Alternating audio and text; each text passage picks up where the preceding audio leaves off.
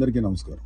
ఈ మధ్యన అంటే గత 2 రోజులుగా అంటే నేను మీటింగ్ అయిన తర్వాత ఈ మీడియాలో అంటే ఎస్పెషల్లీ సోషల్ మీడియాలో కొన్ని విషపు సర్క్యులేషన్స్ ప్రచారం అవుతున్నాయి. అది చెప్పడం కూడా నాకు ఇష్టం లేదు. ఎవరైనా సరే అలాంటి విషపు సర్క్యులేషన్స్ కనుక ప్రచారంలో తీసుకొస్తే అది చాలా తప్పు. ఎందుకంటే అది జనసేన, బీజేపీ, టీడీపీ కూటమి యొక్క స్పిరిట్కి అది చాలా తప్పుడు సంకేతాలు ఇస్తుంది. అది ఎవరు చేసినా సరే దయచేసి గుర్తుపెట్టుకోండి, అది ఎవరు చేసినా దాన్ని బ్యాక్ వెళ్ళి సోర్స్ ఏంటో పట్టుకొని తగిన విధంగా మీకు బుద్ధి చెప్పాల్సి ఉంటుంది. ఇది చాలా కష్టపడి పవన్ కళ్యాణ్ గారు, చంద్రబాబు నాయుడు గారు, అటు పక్కన మోడీ గారు, ఇటు పక్కన పురంధరేశ్వరి గారు బీజేపీ నుంచి కష్టపడి తయారు చేసిన ఒక అద్భుతమైనటువంటి కూటమి. ఈ కూటమి స్పిరిట్కి ఎవడైనా సరే ఎఫెక్ట్ అయ్యేలాగా రాతలు రాస్తే మాత్రం చాలా తీవ్రమైనటువంటి చర్యలు తీసుకోవాల్సి ఉంటుంది.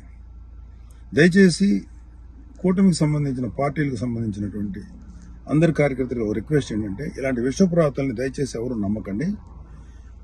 ఖచ్చితంగా ఒక మాట చెప్పగలను, ఇలాంటి రాతలు రాయించేది వైసీపీ ప్రేరేపితమైనటువంటి కొంతమంది వ్యక్తులు తోటి రాయించబడినటువంటిది. ఖచ్చితంగా ఈ సోర్స్ ఏంటో మేము కనుక్కోగలుగుతాం. ఎందుకంటే అప్పుడే దీని మీద ప్రోబ్ చేసి ఎవరు పట్టుకోవాల్సిన ఇంట్రెస్ట్ ప్రస్తుతానికి మాకు లేదు, ఎవరు పట్టించుకోం.